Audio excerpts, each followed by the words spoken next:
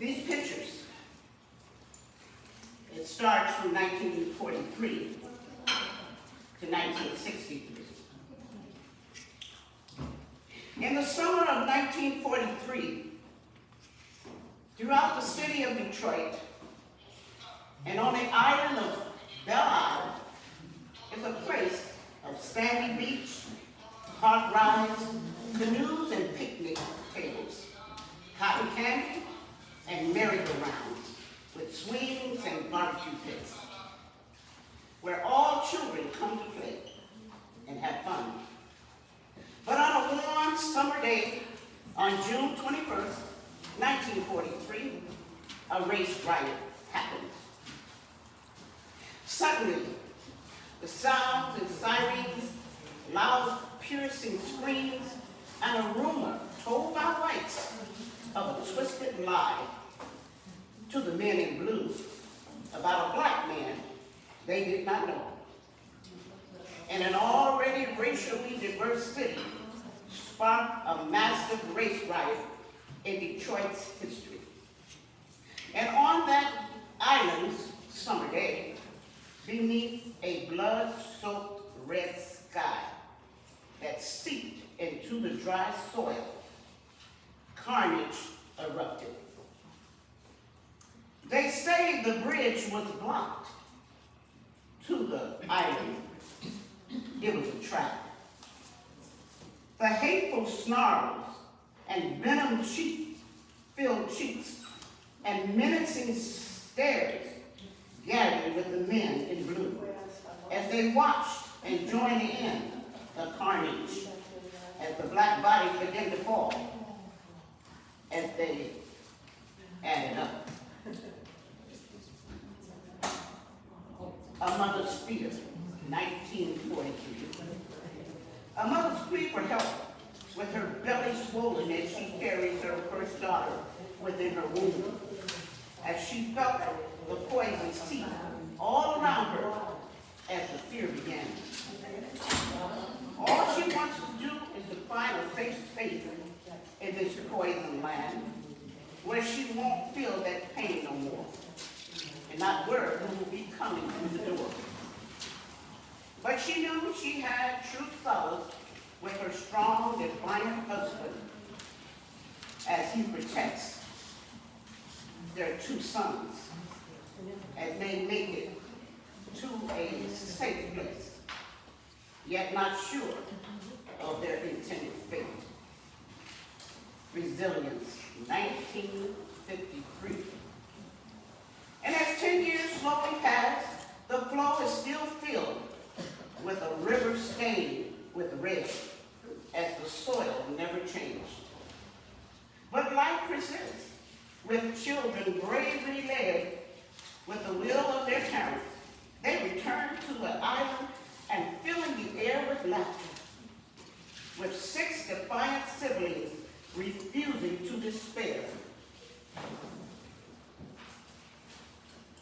That's shown by their stance and expressions of their scare.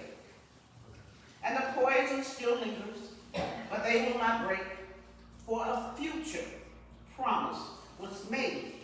It's a stand they will make.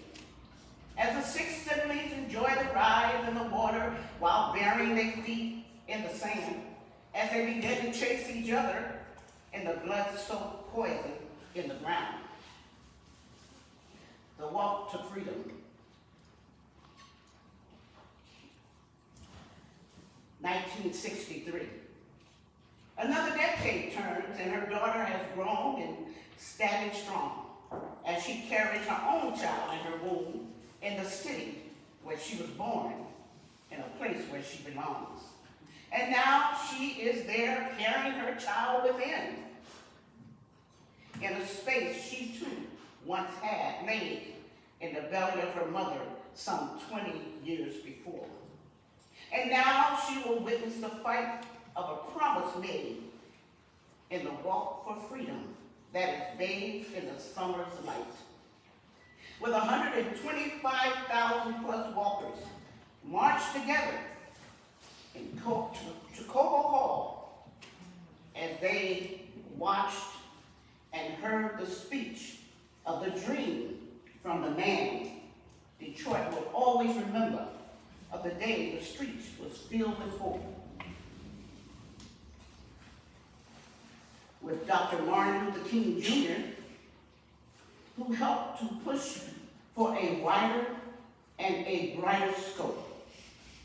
And as she continues to dream of planting and growing her own oak tree in a place where her children can laugh and play in the noonday sun, and where she won't have to worry if they will be shot down in the streets of a badge with a gun, or having to give them the talk, something they must hear whenever or wherever they may choose to walk.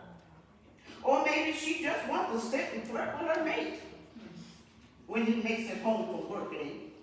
Or maybe put on a pair of roller skates just for fun. Or maybe they may need them if they have to run.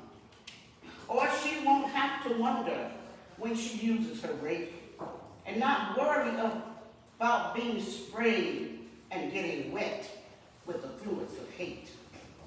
And yet the soil is never to be free of the poison that is always there from the privileged who cling to their own twisted creed as they continue to sow the soil of hate throughout the land, because their only deed is to control what they believe is their unilateral divine plan. But we will continue to fight and resist, for resilience is who we are, for as long as it takes and however